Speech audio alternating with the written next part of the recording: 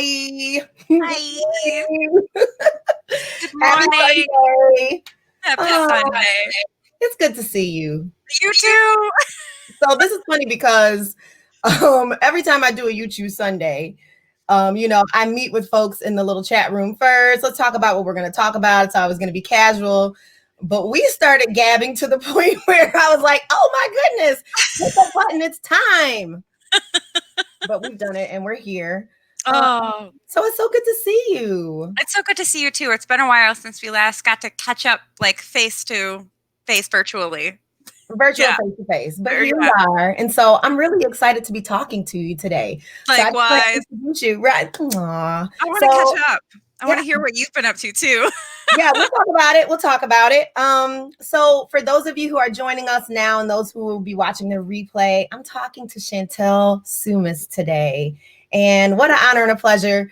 Go and see about Chantel. She's going to tell you what she does and what she's about. And you're going to find out just because we gab and it's very natural. You're going to find out some stuff probably more than you needed to know. But here you are. So take it all in. But Chantel, one of the things that she does, and part of who she is, the small part of who she is she's a LinkedIn influencer. And an influencer like you, what do you have? Like 80,000 followers? Yeah, it really just the more you get, the faster it grows, it seems. Yeah. So And interesting. in comparison, I have 5, but I'm feeling myself. 5,000. I'm feeling 5,000. myself at 5,000. followers. Okay. You're I have doing great. 5,000. Yeah. That's awesome. I'm feeling good about it, Good. So we're going to talk about social media a little bit too, because you approach it in very much the same way that I do, which is one of the things that I really loved about you. But I wanted to talk to you today. And then, of course, it's You Choose Sunday. So I asked you the topic, and I was really happy that you wanted to talk about chronic illness and just what your experience has been living and working with chronic illness. And on your LinkedIn profile, you actually describe yourself as a differently abled advocate. And you know that I'm a person who celebrates diversity, equity, and inclusion. And when I do my workshops, I talk about disability or differently abled people, because we don't usually talk about them when we talk about diversity. So tell me, why differently abled advocate? And I really want to hear about your experience living and working with chronic illness.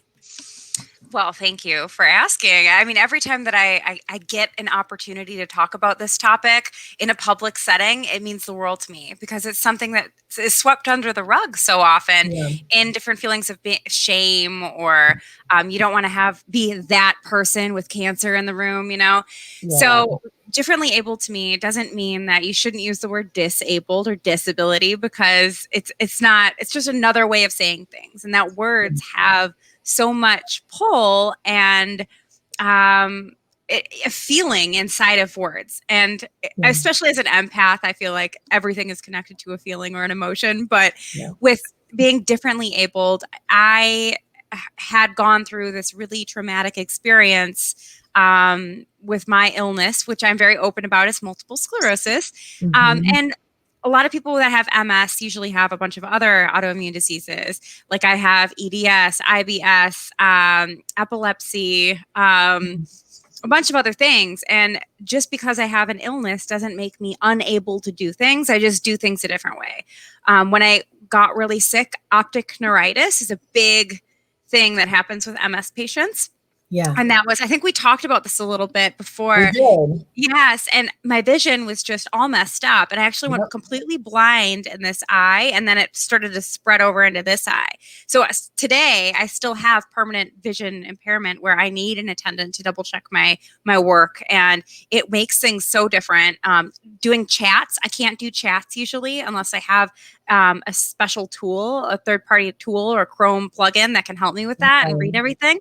So even social media is a lot more challenging for me because it's not as accessible as you would assume it to be, So there was also with the mobility things, and you can hide your hidden illness to a certain point, but when it starts to become evident with brain fog, stuttering, mumbling in neurology, or even like my mobility was hit. So I was waddling hard when I could walk. And it was to the point where I needed to talk about it openly. So people didn't just, oh, did you break your leg all the Yep. time? Got that? No, it's actually in my brain, but Yep. I could pretend it was. But then pretending was more exhausting and taxing than it was just talking about something hard. So that's, I remember. yeah. I remember you and I talking about that, because the first conversation that you and I had on Zoom, you talked about the issues you were having with your vision being a problem actually starting in the brain. And I told you then that I had told very few people at that time that I had been struggling with vestibular neuritis. And for a long time, people did not know. For months, I could not drive. For months, I was working from home. I should not have been working, but I felt compelled to show that I could still do something, even though I was struggling. I was in physical therapy for months. I was walking with a walker. And only a few people knew that. And it was like, I just remember it being almost like a feeling of shame, even. So I remember when you and I talked about that, I was like, okay, here's another younger person who is dealing with some kind of impairment that people attribute to older people. Mm-hmm. I'm just trying to navigate the world and still appear strong and healthy and vibrant, when really on the inside I was messed up for a long time. And the grieving process is not easy and it's not short. So that grief and that shame, they go hand in hand in so many different elements in our life. And I feel like chronic illness, some people get stuck there forever. And that's why they Yeah. don't talk about it, or that's why they don't push forward to the next step, which is very unfortunate. But that's why I have differently abled advocate in my title. And we'll Yeah. talk about this until the cows come home. So nobody feels alone. Yeah. And I love the fact that we are talking about this more and more. You'll see the statistic that came from 2018 from the Department of Labor. Let's talk about what that's like, because according to their study, they said employed persons with a disability were more likely to be self-employed than those with no disability. And that goes hand in hand with some of the reason that we're seeing this huge influx in entrepreneurs. A lot of these people, especially older entrepreneurs too, it's because some of these people are being pushed out of the workplace, not only because they are older, but because they're disabled. And sometimes that sort of discrimination is hard to point out and hard to prove. So they just leave the workplace and they start their own jobs. They start their own companies. And you have been able to do this. You've been able to start your own business. So tell me what that was like. Because then there's another added pressure of, at least when I worked for someone else and I was feeling really sick, I could take FMLA, right? I could say like, I'm out, I need some time. I didn't do that like to the degree that I should have. But you can do that. When you're working for yourself, it might not be so easy. So how have you been navigating? Oh, I mean, you said everything that I was thinking, and have to analyze every single day when I wake up. Is today going to be a good day or a bad day? Am I going to get through it okay, or am I going to need to offload all of my projects to my team today?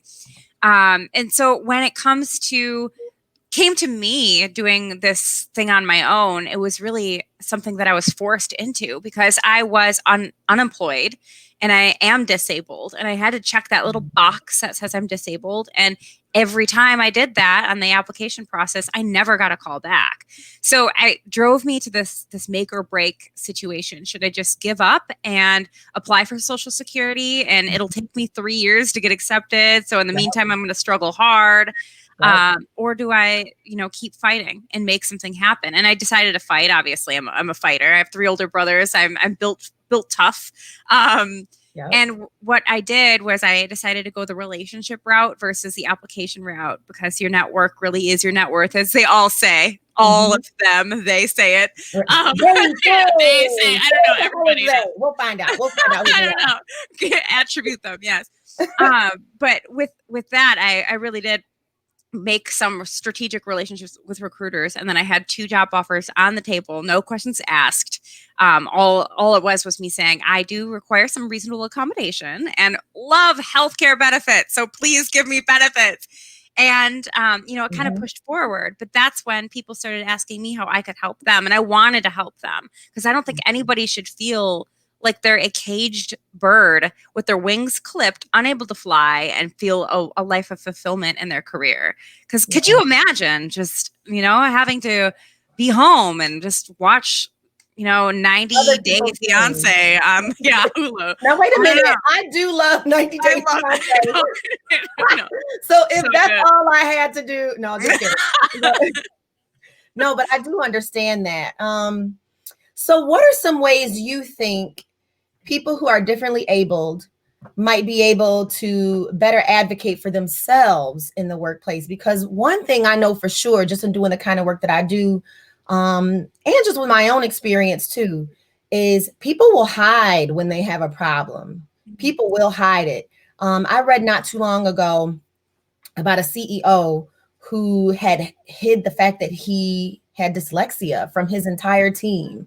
And why is that something that we feel like we should have to hide? And it's because, I don't know, we hype this unrealistic view of what leadership looks like. And it's all these people who are completely strong and have all the answers, and they're mostly male. And all of that is garbage.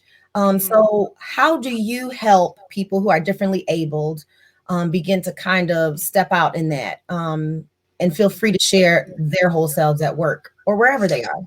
Well, I think the first thing that's really important to keep in mind is that we're all differently abled. So when you can level the playing field and just say, guess what? This person may not have chronic illness, but they have chronic confidence issues where they can hardly leave the house every day. Or, anxiety, depression, these mental illnesses affect one in every 50% of the population.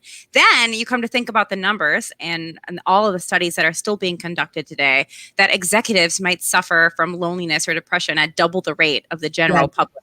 So that's something very, very interesting as well. If somebody can feel so alone but have so much push, pull, and control of a company, you should be there to be that open book, that open door where you can have that dialogue that goes back and forth to make the company a better, more safe space for everybody to thrive. So you're working with clients right now. Are you working with any organizations where you're teaching them how to do exactly this? No, not so much. I Not stay yet. Not yet. not yet. I stick in my wheelhouse. Not yet. But I mean, it's usually with the way that Stardust Creative, my agency, is built. We are built so that before it was 50% of everything we do is pro bono for people struggling or from an underserved community, and now it's 25% because we got so maxed out with that. That's a lot of giving, but we do make sure that we can give back and do these pro bono consulting tips and tricks to make the world a better place. Because if we're not doing our job, if you're not doing something to make the world a better place, you're doing the world a disservice. So that's right. Say that one more time for all the people. I don't even remember what I said. Remember, I have brain damage, Ayana. They'll rewatch it. They will. It's that good. Rewatch it. So another thing,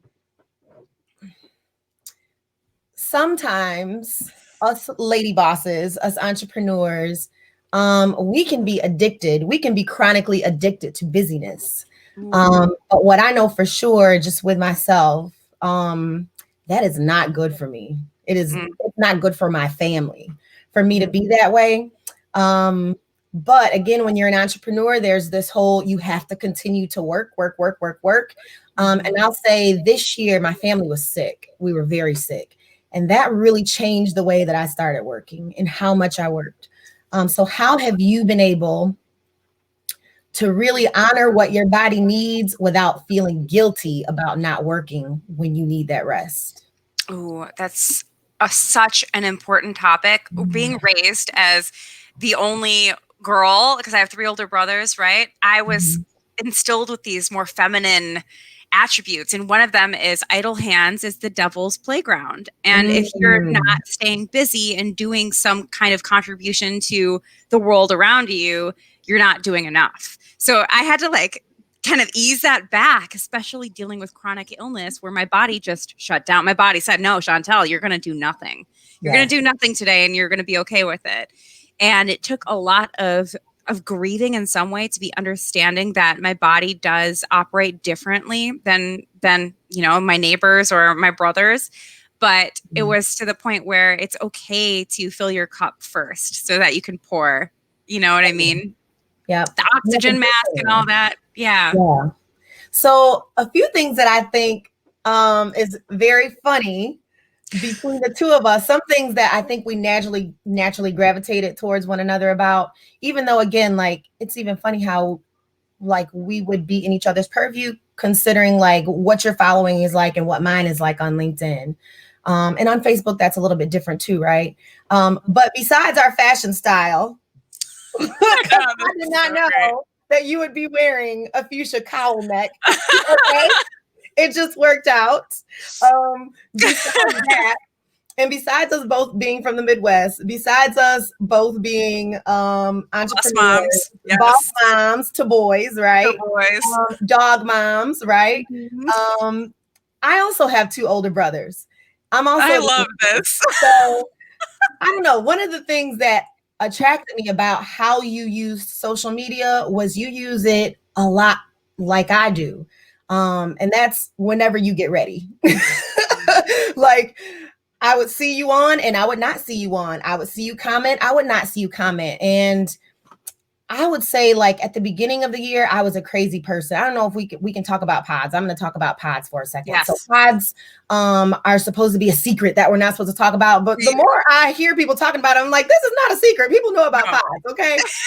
So my first pod experience was not a good pod experience. Nope. Not at all. It was awful. Some of that was my own fault though, because I thought you had to constantly be posting. So I was driving myself crazy, posting like a crazy person multiple times a day. And if you're linked with people who are also active, if they're posting, it was just crazy. It was crazy. And so the whole thing crashed for me, which I was glad about. I was not glad how it happened, but I was glad about it. And then I was just like, you don't even like social media like this. What are you doing? And so I just got off of it. And I coach people on social media, but I coach them to be responsible. And I coach a lot on automation. What I noticed about you was you would post and you would be gone. It might be a couple days before I saw you again. But when you came back, you had something sensible to say. You had something that made me want to respond to, something that was worth sharing. And so I appreciated that, because everything we hear is you have to be visible all the time and you have to be posting and engaging all the time. And no, I don't. I don't want to. I don't want to. Mm-hmm. So I know. Don't. And I noticed that about you too. Yes, it drains you. And I remember that pod because I was in it too, and I jumped ship right after you did, because everybody who's watching this should know what happened. So they basically said that they didn't want us to talk about DEI things. They didn't want us to talk about racism or sexism or anything like this. And this is what we do. Yes. This is how we make the world a better place, is we expose it. What he said was ignorant stuff. And this was after he had already made an insensitive comment, piggybacking off of something else that had happened. And those people are not here to defend themselves, but you know you are. Ooh, yeah. You know. And we learned, and they learned because you said something, and then I said something, and we made it known that we're not going to be hushed. We're going to talk about the things that we care about. And if that's not the place, then bye. So it's a good thing that you did that and you stood your ground. And, you know, I had to too. That was a very uncomfortable situation. So we kind of started our own little sisterhood of ladies that are kind of tired of the baloney as well. So, I think less of it like a traditional pod. I really do think of it as our little engagement huddle, because we're not posting every day and all the time. That's not happening. When we do post, if our sisters are on and they set us up for, you know, I'm going to share it or I'm going to comment, wonderful. But if they don't, nobody's not like, no more. Bye, girl. It's not like that. And it felt very much like that in that other pod. It did. It was. It was toxic. It was toxic. And I don't even like saying a pod anymore, because I will never be a part of another pod. I will be part of a sisterhood. I will be part of a sisterhood that says, hey, can we support one another whether we post or not? I think that's really important. That So alignment is so important. And back to your question about why do I go in and leave and yeah. go in and leave? It's I was drilled by a connection of mine one time. We'd gotten on a discovery call and she kept noticing me kind of dodge things. And I wasn't saying it wasn't deliberate, but it was really the sense that I was not living with intention at all. And Okay. how wasteful of a life is that when you don't have Yeah. direction and you're not focused? Yeah. And she really made me see that you need to be intentional about everything. Otherwise, you're not your true self. And Yeah. that took me back. I don't have a big life coach or anything like this that helps me see these things. And I don't even remember who this woman was. And I want to call her and thank her because my Oh, life changed from that moment on. And yeah. now, and I talked to this about with a couple other influencers like Quentin alums, Q. Mm-hmm. Yeah. He was having the same issue with just if you don't want to show up and just add to the noise of the world, you want to Yes. change the world for the better. And that means not posting every day. That means Yep. sharing things that you're comfortable with sharing. And if you're not comfortable with the piece that you put together, just delete it and start fresh. Yep.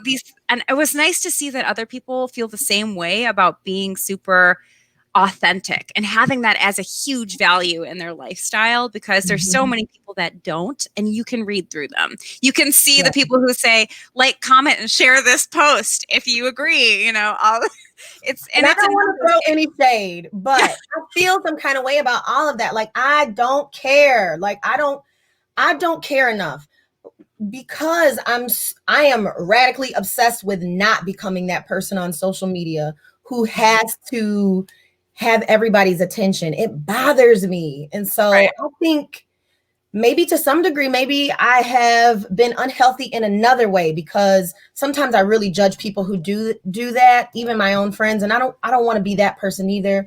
I want to be able to understand why people need that. And just because I don't need it and I don't like it doesn't mean that it's bad for them. But Right. it is not good for me. It's not good for No. me. Like I don't want to share all of my life on social media. It's not your business. It's not your business. My husband and my kids, they're not your business. They aren't. If I choose to share them with you, then wonderful. But I don't like feeling pressured by social media to do things that I would not normally do in my body, in my skin with who I am. So I just don't. And I always appreciated that about you because I could tell that with how you post and when you post and how you engage. And I always appreciated that. Well, thank you for noticing. Thanks. Yeah. Thanks. I appreciate you as well because I see you doing the exact same thing. You're really active and hot and heavy, and then all of a sudden, where did Ayana go? I haven't seen Ayana in Girl, ages. see, listen, you know what Ayana is probably doing? Either taking a nap or eating a whole sleeve of Ritz. I don't care. That's probably what I'm I, doing. I Probably usually, watching 90 Day Fiance. oh yeah, no, it's so good. It's so good. That's probably what I'm doing. Probably, digging the crumbs out of my neck because I ate in the bed.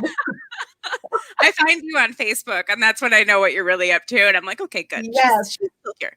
And let me tell you something, Facebook, don't kick me off. It is the platform that I hate. Out of all of them, it's the one that I can't stand. And it's because it's so toxic. And I find myself pulled in, even if I don't respond, like in my spirit, I'm saying the worst and most foul stuff. And that's not who I want to be at my core. You know what I mean? So I'm like, let me get off of this. Let me go on over to Instagram and look at some owls. Yeah. Let me go look at some flowers. Let me figure out how to knit this new beanie for this season because this spot is gonna have me saying some stuff that embarrasses my family. I don't want to do that. So let me get off. I know. And that's the truth. Same. I know right now in true. this world, it's just overly political, and it's not good for anybody unless you can give strategic tips to take things to the next level. Yes. It's venting and frustration, which we can do in our journals, right? Yes. And about the overly political part, I don't think that it should be overly political. I think it should be people being decent human beings. And if you cannot be a decent human being, which means shouting down racism, which means calling out stuff that is wrong, then I need you to remove yourself, not just off my page, but out of my life, because I don't have time. And so I talk a lot about how it is trying to navigate business and really being true to yourself. And I think that that is very difficult for people, but it is not difficult for me. I want my clients to know who they are getting. I want them to know what I stand for. And I think that's why I get the kinds of clients that I get. And I'm very fortunate and blessed in that. So that's Good. good. Yes, know your truth. Yeah. So tell me, who are you working with? Like, what kinds of companies are you working with right now? And what are you doing? And how do you manage your chronic illness and all of that? What do you do when you're on a deadline and you're just like, listen, I can't get out of bed? I did a show with a friend not too long ago, Lori Jo Vest, about little white lies. And, do you tell people I'm not feeling good, or do you make up something? Like, what happens? Well, I definitely don't make something up. That is the ultimate worst thing that you can do, because that eats away at your soul, whether you can see it and feel it or not. Yeah. You know it's there and it's not okay. Yep. I remember being a kid, like being obsessed with little white lies, and then I couldn't even keep up. Like, what did I tell this person? And what did I tell that person? I don't know what I'm doing anymore. Listen, and before you go on with that, and real talk, when you have like something going on with your brain and your eyes, like my short term from my vestibular neuritis is messed up. I could not keep up anyway. Like, let me not lie about anything, because I'll forget. Exactly. You have to like keep like right away. I'll forget. Right. I'm out for coffee with mom. I cannot go to this party today. Well, so when it comes to managing a heavy workload, first of all, health and wellness is everything. And yeah, there are off days when I need to eat a piece of unicorn cake. That's gluten-free, so it's okay on my immune system. But there are days when I know that I need to just give all and work out, exercise first thing in the morning so that I have spoons. For people who don't know what that means, it's like a spoon is a measuring device that we use in the chronic illness community. Having being a spoonie is that you are limited on energy. So say that I have 5 spoons to use throughout my day. Getting up and showering is 1 spoon. Going and checking my email is another spoon. The commute that I used to have to do before, this was another spoon, and it was taxing driving an hour to work. So by the end of the day, or even by noon, if you run out of spoons, you're fatigued and you are done, and you can do nothing else for the day. The brain fog is there and you can't think clearly. You don't remember where you put your car keys. The struggle is very, very real when it comes to energy management. So when I'm balancing my chronic illness and working and being a mom and a wife and having a really healthy lifestyle for my family, because that's my biggest pillar in my career and my why, is that you have to make sure that you're focusing on those healthy habits. You're not reaching for the donuts. Instead, you're having a cup of coffee and maybe some fruit. I don't know. But making those healthy decisions really does propel your trajectory. I have my aligners in, so I have kind of a lisp, but it's okay. I'm gonna put in captions later if I need to. Don't worry about it, girl. Well. But you get it. I mean, it really is just intention. And if you're not living with that intention in every single strategic step that you take forward, it's going to spiral out of control fast. Yep. I agree with that. So I want to go back to something that you said. You talked about being an empath and feeling very deeply. And so when I do workshops about diversity, equity, and inclusion, I talk about how important empathy is. And I really feel like it's a bridge to allyship. How do you manage all of that emotion too? Because that's the other thing for me anyway about social media. Like, I can watch something first thing in the morning and it will stick with me the rest of the day. It doesn't matter how many owls, puppies, kittens, succulents, recipes I try to put over it, prayers, all of that, it's hard to remove that part. So what are you doing?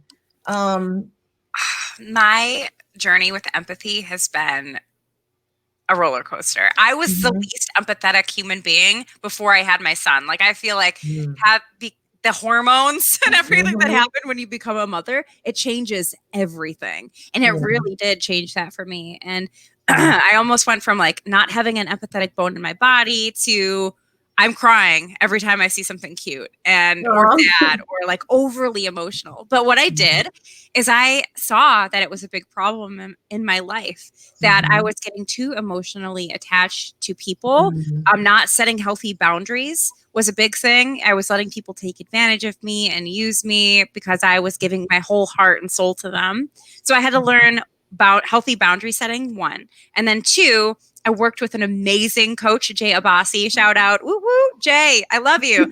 He has been remarkable in my tools to understand, to remove an emotion from a thought. So like you have your Okay. thought here and you have your emotion attached to it. You have to Mhm. just remove them and kiss the emotion goodbye, and then just Okay. sit with a logical zero emotion thought and process it that way. It makes the world so much easier and such a less toxic place to deal with. You can go to bed easier, you can wake up easier. It makes life just so much more magical. So Yeah. I would say that that is something that I feel like I struggle with because I feel like I feel very deeply for some things and some situations, but for some things I can just shut it right on off. I can Hmm. shut it right on off, and that's not always good either. So just finding a healthy balance too. And I know that that's a protection mechanism that I will use. You know, I don't want to be emotionally invested in this thing, this person. So I can turn that right on off. Um, but for some things, I feel so deeply in my body, you know, like I don't know how else to explain it. Yeah. Um, No, it but that can really, be very hard to manage. So it's I all am energy. practicing. Yes, it is all Yeah. energy. So I am practicing what you said and kissing the emotion. Yeah. What Bye. you said, yeah. And trying to focus on this is what this person said or this is how this person feels. I don't have to give my energy to that. I don't have to give my energy to that. And typically what I do is I just stay off social media. Like that's how I mitigate some of that, but that's becoming harder to do Yeah, just being in the world, you know? it is. So, yeah, that's Especially what I for am, all. and especially right now. Another one, another exercise that he did with me that I love to use now is these. I used to let people take advantage of me too much because I wasn't setting those healthy boundaries, like I said. And Hmm. then these people would either make up rumors about me or they'd be super nasty, and it made me not want to do business with women. And then the other side of Mm. like men taking advantage and making like sexual comments and crap like that made me not want to do business with men. And so I was really at this crossroads where I didn't want to do business with anybody. Yeah. And how could I resolve this? And what I was able to do is, besides the boundaries, was able to just, some people pray, some people just wrap themselves up in love from their loved ones. So Mhm. the exercise he had me do was think of somebody who loves me. And I thought of my dad because I'm a daddy's Mhm. girl. And you Same. wrap yourself up. Yes, you wrap there's nothing like a father's love. You Yeah. wrap yourself up in their love, and then you take that love and then you give it to the people that did you wrong. And you just Mm. set the stage and the foundation clear so that you no longer have to worry about what they're saying about you, doing, any of that. So it really offloads so much of that emotional just heaviness that an Yeah. empath can feel Same. when they're wronged by somebody. You know what else I do? Do you eat Ritz crackers? Cookies, all of that. But I need my family too. And so my husband and I have been married 14 years and I still really enjoy him. Like I like him. He's so sexy. Good. That's a good thing. So I like spending time with him. I like spending time with my kids. I like going for a walk with my dog. Anybody who knows my little Bernadette Diane knows that she is my world. Okay. I never had any girls. So this little four-legged creature is my daughter. And just like honestly, just laying Diane. in my I pup love and it. loving on my family, that's good for me. That is how I re-energize too. And I do yoga too, and that has been very good for me. Yeah, that's been good for me also. So I'm gonna switch it one more time, this subject, because I have a funny story to tell about how we really became like, okay, let's talk. And okay, this is somebody that I like. This is like an influencer, but this is also a real person who I want to get to know. Um, so after that disastrous, and you know what I should say too, if you're leaving comments, thank you so much. If you're here watching us, thank you so much, because if you've been with me on all of these streams, this is the first one that hasn't been laggy. Thank you, Lord. But Yes. also, I can't see anybody's comments either. So I don't know what's going on. I know, I'm sorry, everybody. I see them like on this one little side of my StreamYard stream, but I think you can't have all of the comments in there unless people are on StreamYard. I don't know how it goes, but listen, I love and appreciate all of you. So keep commenting, and thank you for being here with us. But so let me take it back. After that disastrous pod experience, okay, I was like, you know what? I'm not hanging out with these people anymore. Like, I'm going to cut ties with all these people. Anybody who didn't reach out to me, like, I'm just not really dealing with them. But I am going to start my own group. I didn't want it to be a pod, and I was clear about that, like when I sent out my messages to folks, but I was looking for Black women specifically who were in senior living, and not just Black women who were in senior living, but specifically Black women who were in corporate positions or in salary positions, because in my experience, even on LinkedIn, we were so few and far between. And it bothered me. It's something that I talk about when I talk about my workshop, specifically when I'm talking to folks in the senior living industry. And so I went to work trying to find women in healthcare who might have something to do with this industry. And I put together this group. I called us the Pride. We are lionesses. Here we are. We're going to support one another. And it's all these Black women. And then I was like, Chantel Soumis. You dropped me in there. I felt so included. I was like, and so for y'all, for some of you don't know, so my husband Nick is an Anglo man, okay? He is a white guy. And I was like, honey, guess what I just did? And he was like, well, she'll have to understand. And I was like, she will have to understand that I'm going to have to say, I'm sorry. So I wrote you a note, and I was like, listen, I am so sorry, girl. But this group is specifically, but I explained why, right? And you were just like, no big deal. Yeah. Like, I would have been part of the group. I was down. Yeah, but you also understood. And I was like, I like her, because she gets it. You weren't like all pent up about it. You weren't like, what? I can't be in your group. You're like, I get it. So no, that's an amazing group. I mean, I would be honored, but I know that everybody needs that sacred space where you can talk about things that only you women would understand. So I'm here if you need me, if you want to like bring me in for another day. Sure, anytime. You can ask it was so fun. It was so fun. It was so fun. Listen, I am so glad for that pod for this reason. I did connect with somebody on a for real level. For a long time, I had no idea how many followers you had. I was like, oh, shoot. Because as you know, I get on and I get off, right? I don't go around stalking people like that. So I was like, wow. First of all, that you would be able to have that kind of connection with somebody, but that you would be able to Zoom with them. You can chat each other up. You're sharing each other's content, and it's coming from a genuine place, not a place of, I need more followers. Can you share my content? It didn't feel like that at all. And I know it's not like that. So I appreciate that. Yeah, well, I appreciate you talking about real subjects and not letting people censor you like a toxic pod. Yeah, no, never. No, so and that's exactly what the growth for my community is they see these real stories, and they see that when I do put something out there, that it is, I'm trying to be meaningful about it, not just ask for a share and agree, comment yes below, to boost my stuff up. Please. Right. So tell me, in the midst of all of what is going on in the world, how are you finding joy right now? What are you doing?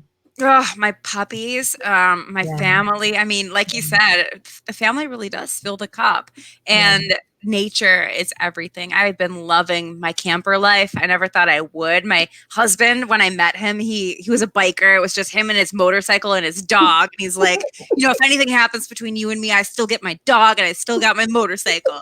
And now he is with a camper. That's fine. Yeah. Now we got a camper because he loves to just the freedom of just going anywhere and living that life. And I've used to hate it because I'm such a structured individual that I need routine and I need my home base, but it's been beautiful. And just being in nature, I was always, wake up, go to the office, come home, do dinner, go to bed, wake up, all the grind. And you never get a chance to spend it out, or it wasn't a priority at that time. So nature, family, puppies, unicorn cake, Oh, yes. Nap time, absolutely. Lots of baths. Yep. And especially right now, because you're in the Midwest too, you're in Wisconsin, and it's chilly here. It's chilly, but it's also beautiful out. All the leaves are changing. It feels really good to get out and get some fresh air.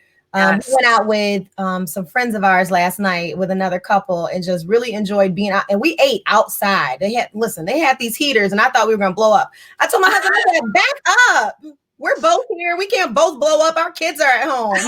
Like, one of us needs to be sensible here. So I feel you, just getting out in nature and getting fresh air in your lungs and, watching 90 Day Fiance. Tonight, I'm going to watch Real Housewives of the Potomac. I'm going to scream at the TV. And you know what? And I'm going to be grateful for opportunities like this. So I so appreciate you. I do. Thanks for coming on. I appreciate you too. Thank you so much. Thanks for being a great voice in the community and sticking to your roots and being the authentic version that you are. We need more people like you. So keep spreading it. Thank you. Why don't you tell everybody where they can find you? Tell them what you're doing right now and how they can find you. So find me on LinkedIn. I can't accept any more connections. People, boss. Yeah.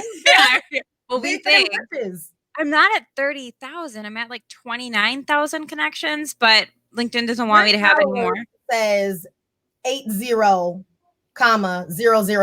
Yeah. I was like, come on, girl. Yeah, hey, it's growing. I don't know if it's all real people. I feel like who would want to follow me, but whatever. But yeah, so what I do is personal branding and branding, digital marketing. So that's, I think, how we all aligned in the first place, is we were really into social media strategy and everything. So find me on LinkedIn. Send me a message, because I can message. I just can't. I know. And don't you love that new feature too, where you can just send a voice message and listen, I hate texting. My eyes are all over the place. It's just awful. You're so funny. People text me and I don't text them back, I'm like, yes, I'm that person that might call you, because I don't like to text. Yeah. It's super convenient. My husband got that the other day, a voice message, and he goes, I feel so awkward. I don't want a voice message back. What do I do? I'm like, ooh, can't wait. Yeah. Video message. Here we go. Right. Well, thank you so much. I know we'll talk again. I know we'll do this again. Listen, if you logged on and you joined us for live today, thank you so much. I appreciate you for supporting and coming on. And if I missed your comments, I'm going to go back and hit you up. So I'm so sorry. I'm going to get this together.